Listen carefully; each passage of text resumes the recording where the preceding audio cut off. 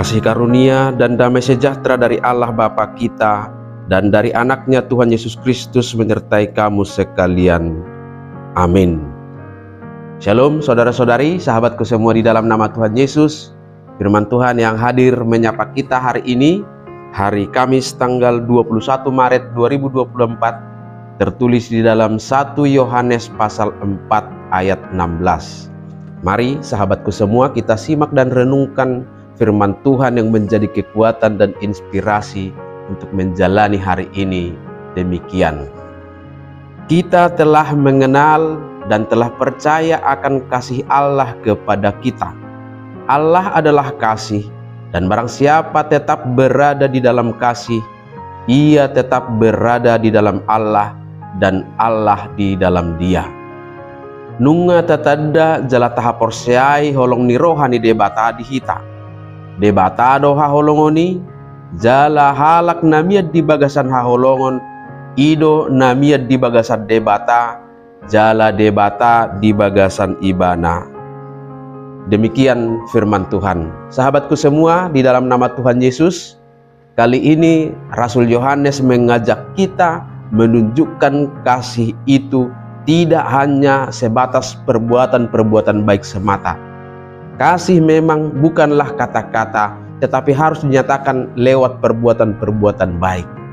Namun lebih dari itu, Yohanes menunjukkan esensi kasih itu kepada kita yang membuat kita memahami dan melakukannya berbeda dari pemahaman-pemahaman umum tentang kasih itu sendiri.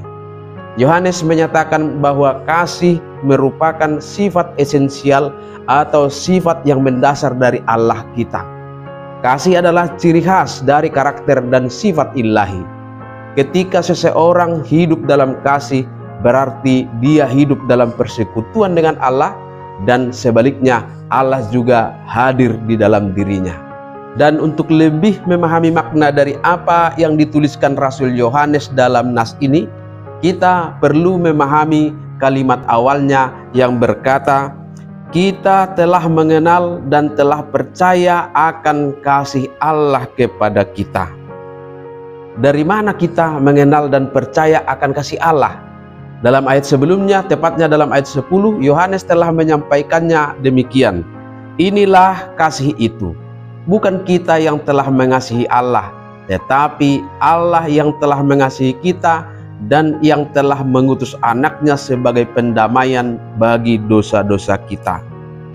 Sangat jelas bahwa kita mengenal dan telah percaya kasih Allah kepada kita itu di dalam diri Yesus Kristus yang menjadi pendamaian bagi dosa-dosa kita. Dengan demikian kita memahami lebih dalam lagi bahwa kasih yang telah kita terima dan kita tunjukkan sebagai buah dari iman kita adalah kasih yang meneladani pengorbanan Kristus. Dan sesungguhnya nilai kasih seperti itulah yang menjadi pokok ajaran kekristenan kita, yaitu kasih yang digerakkan oleh iman kepada Yesus Kristus yang berbuah kepada nilai-nilai pengorbanan. Dengan demikian kita pun akan semakin memahami yang pertama, bahwa praktek-praktek kasih yang harus kita hidupi sebagai orang Kristen adalah karya yang lahir dari pengenalan kita kepada Yesus Kristus.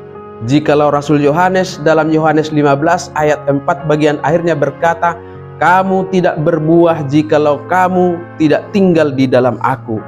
Inilah yang menegaskan bahwa di luar Kristus kita tidak akan pernah dapat memiliki kasih itu.